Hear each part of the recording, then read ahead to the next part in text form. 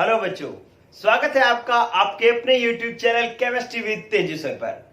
बच्चों, electrochemistry lesson के आज 30वें एपिसोड की बारी है। 29वें एपिसोड में हमने गिब्स मुक्त ऊर्जा और विद्युत वाहक बल के बीच में संबंध स्थापित किया था, फॉर्मूला डिराइव किया था। उन्हीं फॉर्मूलों के बेस पर आज हम कुछ न्यूमेरिकल्स करने जा रहे हैं। आपके सामने कुछ न्यूमेरिकल्स लिखे हुए हैं जो पुराने कॉम्पिटिशन्स में आए हुए हैं। इनके अलावा भी बहुत सारे क्वेश्चंस हैं जो कॉम्पिटिशन्स में आए हुए हैं, लेकिन मैं आपके सामने मेन कुछ डिस्कस कर रहा हूं। पहला क्वेश्चन जो आपके सामने दे रखा है वो AIPMT 2012 और AIEEE 2010 में आया हुआ क्वेश्चन है। क्वेश्चन गौर करो बच्चों, क्या कह रहा है ये कह रहा है कि 500 डिग्री सेंटीग्रेड पर Al2O3 का विघटन का समीकरण दे रखा है कि 2/3 Al2O3 gives to 4/3 Al plus O2 और इसके लिए गिब्स मुक्त ऊर्जा का मान दे रखा है +966 किलो जूल पर मोल, मतलब 966 किलो जूल पर मोल। कह रहा है कि Al2O3 के विद्युत अपचयन के लिए कम से कम कितने विभव की आवश्यकता होगी। ठीक है, तो आपको इसका मतलब है गिब्स मुक्त ऊर्जा दे रखा है और विभव पूछ रखा है, और इन दोनों के बीच में संबंध होता है -NFE। ठीक है, तो अब आपके पास गिब्स मुक्त ऊर्जा देखो कितनी दे रखी है बच्चों, 966 किलो जूल। किलो जूल को अपने को जूल में बदलना हो तो कितने से गुणा कर देंगे बच्चों, 1000 से। ठीक है, बराबर। अब अपने पास है माइनस और यहां पर है n। n का मान यहां पर कितना है, n होता है त्यागे गए और ग्रहण किए गए इलेक्ट्रॉनों की संख्या। आप अगर देखें तो इसके अंदर, इस पूरी समीकरण के अंदर आपके पास क्या है कि Al2O3, अगर मैं इसको तोड़ूं तो आपको पता है बच्चों Al+3 बनेगा, और कितने Al+3 है, 2। इसके आगे गुणांक कितना लगा हुआ है, 2/3। तो आपके पास अगर इसको गुणा करो तो ये क्या हो गया, 4/3 Al+3 है, जो कि 4/3 Al में बदल रहा है। 4/3, इसको 2 इधर वाला, ये 2 इधर गुणा करोगे तो 4/3 Al+3 है, जो कि 4/3 Al में बदल रहा है। ये कब बदल सकता है बच्चों, जब यहां पर हम इसको कितने इलेक्ट्रॉन दें, हम इसको इलेक्ट्रॉन दें अगर कि 4, तब ये इसके अंदर 4/3 Al+3 4/3 Al में बदल जाएगा। देखिए कैसे कि एक Al+3 को एक Al में बदलने के लिए 3 इलेक्ट्रॉन की जरूरत पड़ती है। कितने इलेक्ट्रॉन की जरूरत पड़ती है, 3 की। तो 4/3 को कितने की जरूरत पड़ेगी, 4/3 इंटू 3 कितना आएगा, यहां पर अपने ये साफ कर लो एक बार कि एक Al+3 को Al में बदलने के लिए कितने इलेक्ट्रॉन की जरूरत पड़ती है, 3 इलेक्ट्रॉन की। तो 4/3 Al को 4/3 Al+3 में बदलने के लिए कितने इलेक्ट्रॉन की जरूरत पड़ेगी, तो 4/3 इंटू 3 कितना आ जाएगा बच्चों, 4 मोल इलेक्ट्रॉन की जरूरत पड़ेगी। इस बात को अगर समझ गए तो n की वैल्यू आपके पास आ जाएगी क्या, n 4। और फैराडे F की वैल्यू आपको पता ही है कि 96,500 कूलम होता है, और विभव जो है वो आपको ज्ञात करना है। विभव जो है वो आपको क्या करना है, नोट नहीं है, विभव जो है वो आपको E जो है वो ज्ञात करना है। ठीक है, तो आप E कैसे ज्ञात करोगे बच्चों, कि आपके पास हो जाएगा E बराबर, इसको यहां पर बटा में ले आओगे तो ये हो जाएगा 966 इंटू 1000 बटा में क्या आ जाएगा कि 4, ये माइनस है तो माइनस आ ही जाएगा, 4 इंटू 96,500। आप क्या करेंगे, 2 0 से 2 0 काट देंगे, 966 को 965 से काट देंगे, लगभग 1 के बराबर आएगा, तो हमने दोनों को काट दिया। तो अब ये क्या बच गया, 10/4, तो ये आएगा 2.5 वोल्ट की आवश्यकता होगी। ये बिल्कुल आसान सा आंसर था। आपको G की वैल्यू दे रखी थी, F की वैल्यू पता है, E की वैल्यू निकालनी थी। मैटर कर रहा था किसका मान बच्चों, N का मान। और n का मान आपको पता है कैसा आ रहा था, कैसे आ रहा था कि ये यहां पर Al2O3 में Al+3 है। आपको पता लग रहा है ना, आप तोड़ोगे तो Al+3 बनेगा, और Al है कितने, 2, और आगे लग रखा है 2/3, तो ये 2 इधर गुणा होगा तो कितना हो जाएगा, 4/3 Al+3 किसमें बदल रहा है, 4/3 Al में बदल रहा है। अब आपको पता है बच्चों कि एक Al+3 को एक Al में बदलने के लिए कितने इलेक्ट्रॉन की जरूरत पड़ती है? 3 की। तो 4/3 Al+3 को 4/3 Al में बदलने के लिए कितने इलेक्ट्रॉन की जरूरत पड़ेगी? 4/3 इंटू 3, 3 से 3 कट जाएगा, 4 इलेक्ट्रॉनों की जरूरत पड़ेगी। तो N का मान हो गया 4। अब E का मान सॉल्व किया, 2.5 वोल्ट आ गया। ठीक है बच्चों, तो ये आपके पास बहुत ही इंपॉर्टेंट क्वेश्चन और बहुत ही आसान क्वेश्चन AIPMT 2012 और AIEEE 2010 में आया हुआ क्वेश्चन हो गया। ठीक है, इसके अंदर तो कोई दिक्कत नहीं, आपने सिर्फ फॉर्मूला ही रखा है और कोई भी समस्या नहीं थी। बस आपको क्या निकालना आना चाहिए था? N का मान, इलेक्ट्रॉनों के मोलों की संख्या निकालनी आनी चाहिए थी। बाकी तो इस क्वेश्चन में कुछ भी नहीं था। चलिए अब आप देखो दूसरा क्वेश्चन। दूसरा क्वेश्चन बहुत महत्वपूर्ण है। ये क्वेश्चन चार क्वेश्चन जो यहां पर लिखे हुए हैं सारे एक जैसे हैं। देखो क्या हुआ, ये कह रहा है कि Cu+2 प्लस इलेक्ट्रॉन ग्रहण करके Cu+ बनाता है और इसके लिए इसका विभव दे रखा है। फिर Cu+ एक इलेक्ट्रॉन ग्रहण करके Cu में बदल रहा है और उसके विभव का मान भी दे रखा है और कह रहा है कि Cu+2 से Cu के विभव का मान क्या होगा। ये आपसे क्वेश्चन दे रखा है। तो आप क्या करेंगे? आप निकालेंगे आंसर। देखो आपको क्या करना है, पहले दोनों समीकरण लिख लो। आपने समीकरण लिख ली। एक तो आपके पास समीकरण है, Cu+2 प्लस इलेक्ट्रॉन और Cu+, ये समीकरण नंबर है 1। और दूसरी समीकरण है आपके पास कि Cu प्लस इलेक्ट्रॉन और Cu, ये समीकरण नंबर 2। ठीक है, और आपको ज्ञात क्या करना है? Cu+2 Cu में बदले वो ज्ञात करना है। तो Cu+2 2 इलेक्ट्रॉन ग्रहण करे तो ये Cu में बदल जाता है, ये समीकरण नंबर 3। ठीक है, अब ये कहता है कि आपको क्या करना है बच्चों कि इसके विभव का मान E1 का मान दे रखा है, E2 का मान दे रखा है, E3 का मान जो है आपको ज्ञात करना है। इसका विभव देखो दे रखा है, इसका दे रखा है, ये वाला विभव आपको ज्ञात करना है। तो आपको क्या करना होता है बच्चों ऐसा क्वेश्चन करने के लिए? बहुत इंपॉर्टेंट बात बता रहा हूं, बहुत जरूरी बात बता रहा हूं। आप बस ये बात सीख गए ना, इसके बाद आगे के सारे क्वेश्चन आप अपने आप कर सकते हो। बात क्या है बच्चों? बात ये है कि आपको ये जो 2 समीकरण है ना, उनको ऐसे घटाना या जोड़ना है कि वो समीकरण तीसरी समीकरण के बराबर हो जाए, तीसरी समीकरण के बराबर हो जाए। तो ये तो बहुत आसान है पहले वाला क्वेश्चन तो, कि आप इन दोनों को जोड़ दो, समीकरण 1 और 2 को जोड़ दो। जोड़ दोगे तो क्या हो जाएगा? Cu+ से Cu+ कट जाएगा क्योंकि तीर के दोनों ऑपोजिट साइड में है। ठीक है, क्या बच गया? Cu+2 बच गया, 2 इलेक्ट्रॉन बच गए और Cu बच गया। तो इसका मतलब पहली और दूसरी समीकरण को जोड़ दोगे तो तीसरी समीकरण आ जाएगी। ठीक है, तो जब ऐसी स्थिति हो ना, ऐसी स्थिति में क्या होता है कि जब 2 समीकरणों को जोड़ने से तीसरी समीकरण आए तो उसके लिए E1, E2 और E3 है और गिब्स मुक्त ऊर्जा डेल्टा G1, डेल्टा G2 और डेल्टा G3 होती है। ठीक है, तो इसके लिए फॉर्मूला ये होता है कि डेल्टा G3 जो होता है वो डेल्टा G1 और प्लस डेल्टा G2 के योग के बराबर होता है। ठीक है, जब कोई समीकरण 2 समीकरणों के योग से बन सके तो जो तीसरी समीकरण है उसकी गिब्स मुक्त ऊर्जा पहले दोनों समीकरणों की गिब्स मुक्त ऊर्जा के योग के बराबर होती है। ये फॉर्मूला आप दिमाग में बिठा लो, बस बात खत्म। ठीक है, क्यों बात खत्म? क्योंकि इधर देखें, आपके पास डेल G3, इसका मान क्या होता है? आपके पास -NFE होता है। अगर डेल्टा G3 है तो E3 हो जाएगा, N जो है N हो जाएगा N3। इधर देखें, इसके लिए सब फॉर्मूला क्या बन जाएगा? इसके लिए फॉर्मूला बन जाएगा, अपने पास 1 है तो N1 F और E1।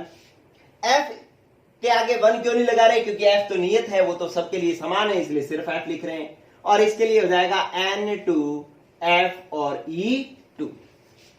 ठीक है, अब आप क्या करो, F तो सब में कट जाएगा, F कॉमन है ना, तो इधर F कॉमन ले लो और माइनस जो है ये भी क्या होगा? माइनस, और ये भी जो है वो माइनस का ही आता है। आपको पता है डेल्टा G की वैल्यू -NF ही होता है, तो ये भी माइनस होगा, इसलिए यहां पर भी माइनस आएगा।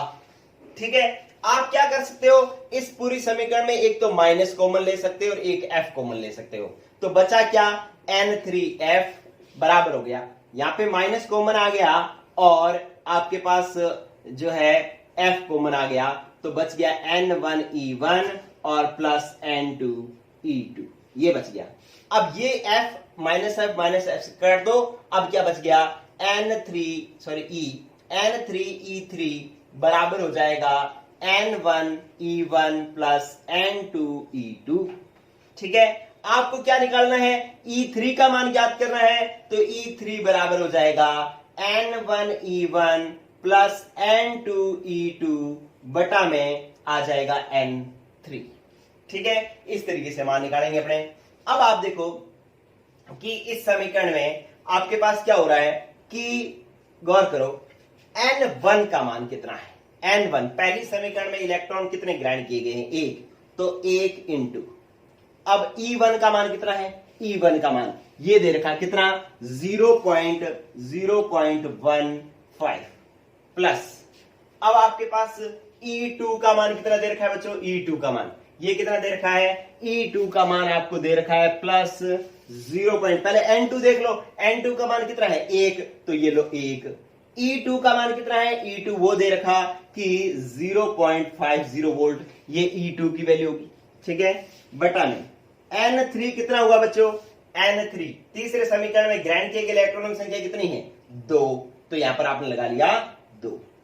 ठीक है, अब आप 1 इंटू 0.15 किया प्लस 1 इंटू 0.550 किया, तो ये 50 और 15 कितने हो गए, 65, तो 0.65 बटा में ये कितने से भाग दिया, 2 से, तो आपके पास आ जाएगा 0.3, 2 तिया 6 और 2 दूनी 4 और फिर कितना बच गया, 1, तो 2 पंजा 10, तो इसका मतलब आपके पास आ गया 0.325 वोल्ट आ गया। ठीक है बच्चों, तो इस तरीके से आप ये क्वेश्चन कर सकते हैं। आपको तरीका समझ में आया, आपने क्या करना होता है कि जो दो समीकरण दे रखी होती है उनको जोड़ करके ऐसे बनाना है कि वो तीसरे समीकरण के बराबर आ जाए।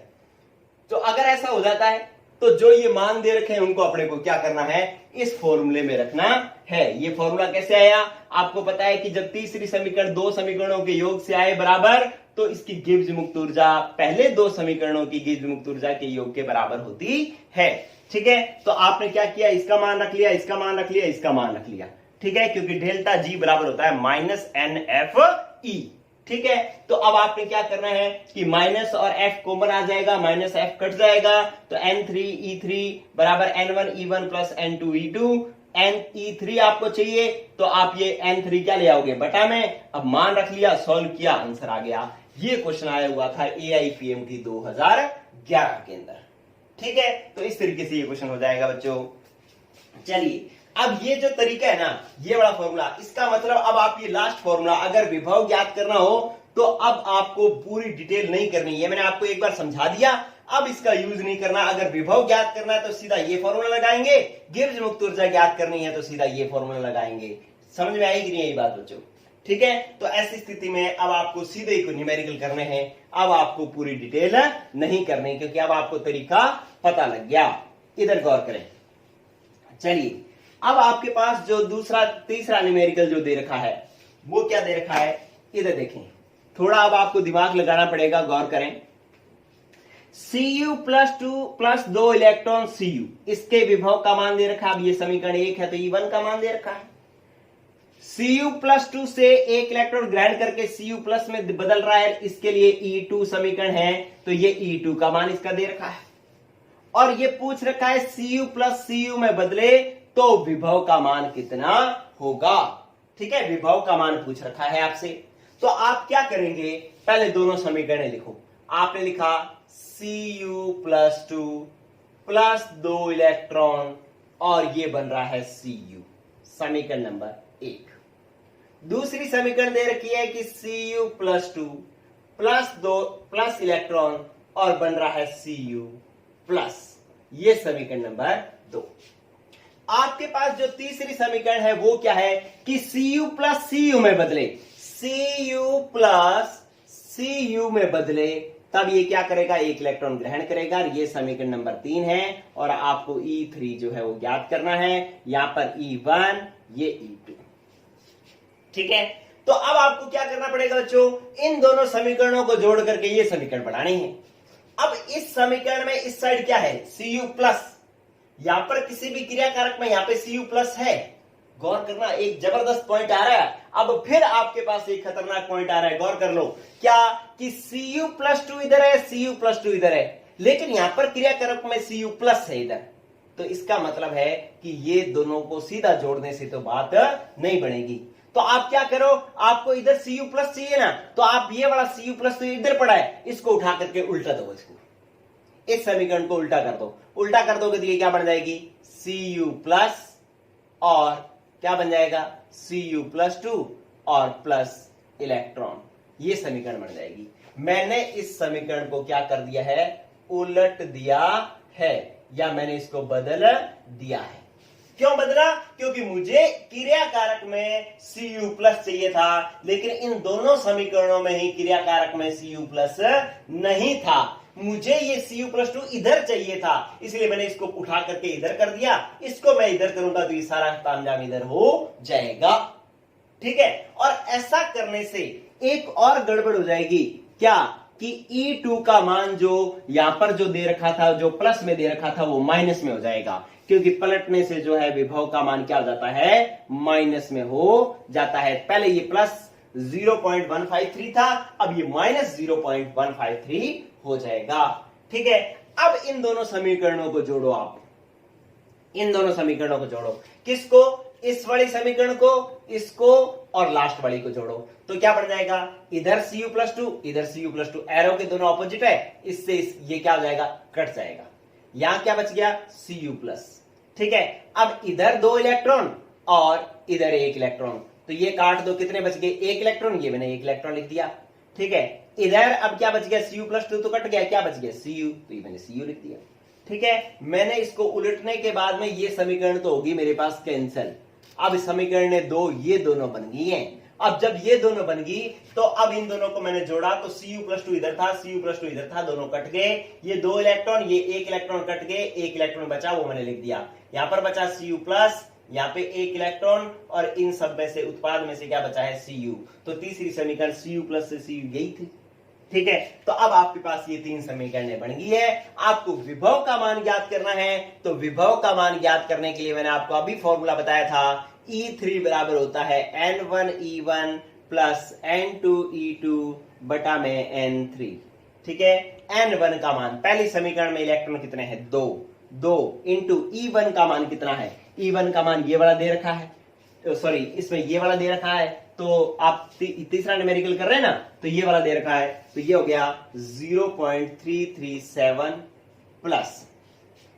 अब आपको क्या करना है कि N2 दूसरी समीकरण ये वाली है, इसमें N की वैल्यू कितनी है, त्यागे गए इलेक्ट्रॉन की संख्या कितनी है, 1, तो 1 इंटू E2 का मान कितना है, माइनस 0.153 बटा में आपके पास है N3 मतलब तीसरी समीकरण में इलेक्ट्रॉनों की संख्या कितनी है, 1, तो वो आपने लगाया 1 लगाने की जरूरत है ही नहीं, किसी को 1 से भाग दो तो उतना ही रहता है। तो अब ये गुणा कर लो, ये इसको गुणा किया तो 2 7 14, 2 3 6 और 1 7, 2 3 6।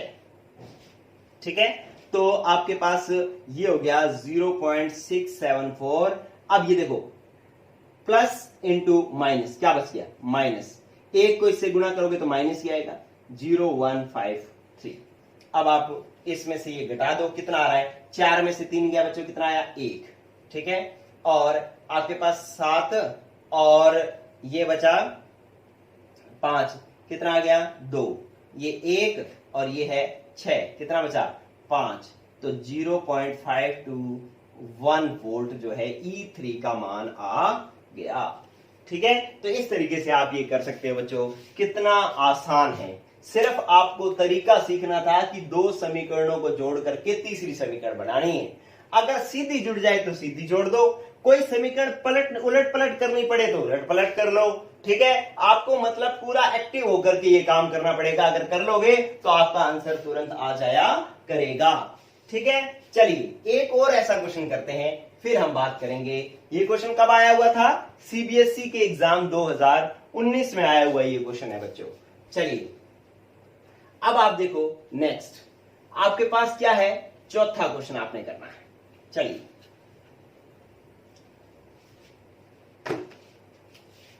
क्वेश्चन नंबर 4 सॉल्व कर रहे हैं।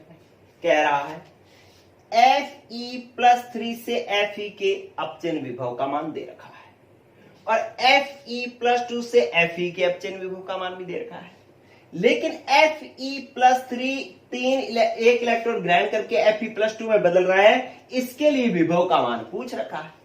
तो आप पहले 3 समीकरण बनाओ। 3 समीकरण देखो, Fe+3 Fe में कब बदलेगा? पहली समीकरण में बना रहा हूं, Fe+3 Fe में कब बदलेगा? जब 3 इलेक्ट्रॉन ग्रहण करेगा। Fe+3 Fe में कब बदलेगा? जब 3 इलेक्ट्रॉन ग्रहण करेगा, और इसके लिए है E1।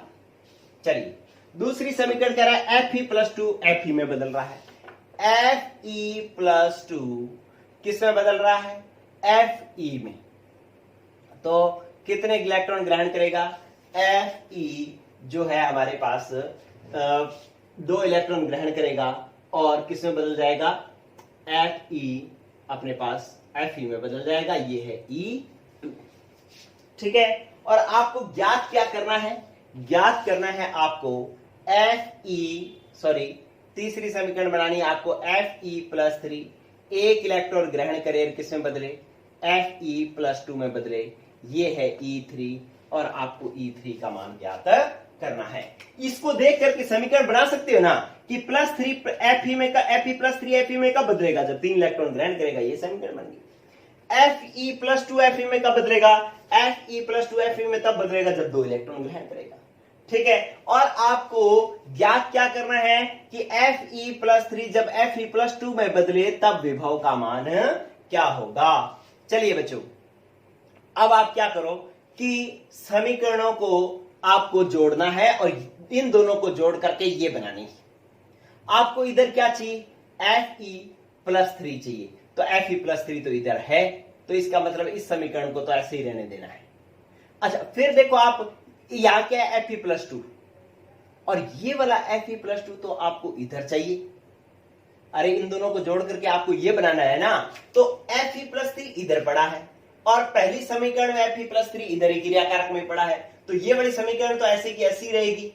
लेकिन दूसरी समीकरण क्या है कि ये इसमें Fe+2 इधर है और जो हमें बनानी है उसमें Fe+3 इधर है, तो इसको उठा करके इधर लाना पड़ेगा ना बच्चों। ठीक है, तो हम इसको उलट देते हैं। ठीक है, इसको हम बदल देते हैं, तो क्या हो जाएगा? Fe आ जाएगा इधर और ये आ जाएगा Fe+2 और +2 इलेक्ट्रॉन, और E2 का मान भी जो है वो हो जाएगा, बदल जाएगा। पहले किस में दे रखा था? पहले दे रखा था -0.439, अब ये बन जाएगा +0.439 वोल्ट बन जाएगा। ठीक है, तो अब इसका मतलब ये वाली समीकरण तो हो गई खत्म। ठीक है, अब ये बन गई समीकरण। देखो अब अपने क्या करते हैं, इन दोनों समीकरणों को जोड़ते हैं। देखो ये Fe इधर पड़ा है, इधर Fe पड़ा है, ये Fe से Fe कैंसिल, ये 3 इलेक्ट्रॉन है, ये 2 इलेक्ट्रॉन है, काटे कितना इलेक्ट्रन बच गया? 1, तो ये मैंने 1 लिख दिया। Fe+3 प्लस 1 इलेक्ट्रॉन बचा, इधर पूरे में क्या बचा? Fe+2।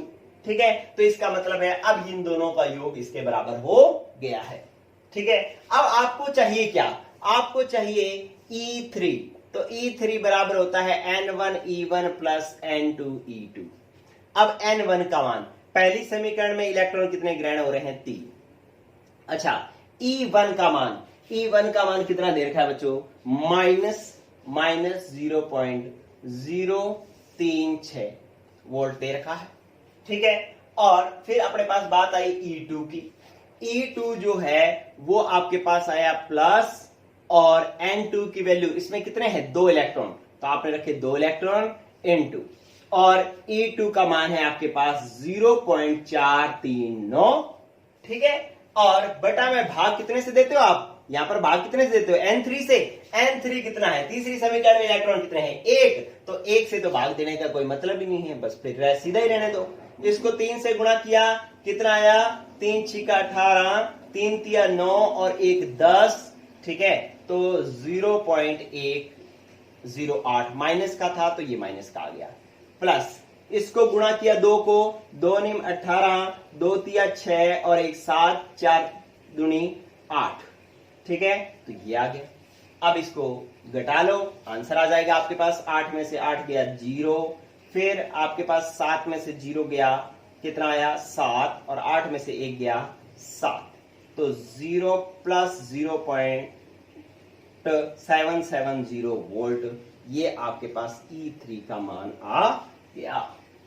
ठीक है, आपको पता लगा दिया। अब आपको कहानी समझ में आने लगी कि इससे अब आपको समीकरण, पहले तो देखो इन दोनों में तो समीकरण दे रखी थी, इस फॉर्मूले में आपको समीकरण बनानी पड़ी कि Fe+3 से Fe दे रखा था तो हमने समीकरण बना ली, Fe+2 से Fe दे रखा था तो हमने समीकरण बना ली थी, और Fe+3 प्लस इलेक्ट्रॉन Fe+2 ज्ञात करना था तो वो जो है हमने जो यहां समीकरण लिख ली। अब उन पहले दो समीकरण जो बनाई थी इन दोनों को इस तरीके से जोड़ना है कि तीसरी के बराबर आ जाए, इसके लिए हमें इसको पलटना पड़ा था, हमने पलट करके जोड़ा तो आंसर आ गया, लेकिन पलटने के चक्कर में ये जो मान माइनस में दे रखा था ये किस में आ गया था बच्चों, प्लस में हो गया था, और फिर आंसर आ गया। ठीक है, तो ये AIEEE 2009 का क्वेश्चन है, ये भी आपका हुआ कंप्लीट। चलिए अब एक और क्वेश्चन देखो, 5वां क्वेश्चन। चलिए देखो, अब इसके अंदर आपको समीकरण दे रखी है पहले से, बच्चों पहले से समीकरण दे रखी है। क्या दे रखा है, Fe+3 एक इलेक्ट्रॉन ग्रहण करके Fe+2 बदले, इसके लिए E का मान दे रखा है, और Fe+2 दो इलेक्ट्रॉन ग्रहण करे Fe में बदले, इसके लिए भी E का मान दे रखा है। अब Fe+3 तीन इलेक्ट्रॉन ग्रहण करके Fe में बदले, इसके लिए गिब्स मुक्त ऊर्जा का मान आपको ज्ञात करना है। इसके लिए सेल विभव का मान नहीं ज्ञात करना, विभव का मान नहीं ज्ञात करना। देखो यहाँ पे विभव ज्ञात करना था, विभव निकालना था, यहाँ पर भी विभव निकालना था, लेकिन इस बार आपको गिब्स मुक्त ऊर्जा निकालनी है। क्वेश्चन आया हुआ है अलीगढ़ मुस्लिम यूनिवर्सिटी के मेडिकल एग्जाम की 2012 के एग्जाम में ये क्वेश्चन आया हुआ है। तो आपको तरीका तो वही करना है कि आप क्या कर लो, पहले समीकरण बना लो कि Fe+3 प्लस इलेक्ट्रॉन और Fe+2, ठीक है, इसके लिए E1 हो गया, ठीक है, E0 1 हो गया, मान जो दे रखा है वो लिख लेते हैं, चलो 0.771 वोल्ट। ठीक है, दूसरा आपको दे रखा है कि Fe+2 प्लस 2 इलेक्ट्रॉन और बन रहा है Fe, और इसके लिए E2 का मान दे रखा है आपको -0.447 वोल्ट। ठीक है, और आपको ज्ञात क्या करना है, तीसरी समीकरण है कि Fe+3 तीन इलेक्ट्रॉन ग्रहण करे और Fe में बदले, इसके लिए डेल्टा G का मान क्या होगा, ये समीकरण दे रखी है। तो पहले देखो कि दोनों समीकरणों के जुड़ने से तीसरी समीकरण आ रही है क्या, चेक करके देखो कि मैंने क्या किया, इन दोनों को जोड़ूंगा मैं तो Fe+2 ये दोनों कट जाएंगे। ठीक है, फिर देखो कि अब यहां से क्या बच गया, Fe+3, यहां पे इलेक्ट्रॉन 2 और ये इलेक्ट्रॉन 1, कितने हो गए, 2 और 1 जोड़ो कितने हो गए, 3। इधर Fe+2 कट गया, क्या बच गया, Fe, तो Fe बच गया। तो इसका मतलब दोनों को जोड़ने से ये तीसरी समीकरण आ रही है। ठीक है, तो अब बात बन जाएगी, बना लो। क्या बना कि अब आपको डेल्टा G ज्ञात करना है, तो डेल्टा G बराबर हो जाएगा delta G1 plus delta G2। अब डेल्टा G ये तो आपको ज्ञात करना है, डेल्टा G1 क्या होगा, डेल्टा G1 होगा N1Fe1 माइनस और माइनस N2Fe2। ठीक है, अब आप इनमें से कॉमन ले लो, क्या लोगे कॉमन, माइनस और F कॉमन आ जाएगा। ठीक है, तो अब ये क्या बच गया, N1E1 प्लस N2E2।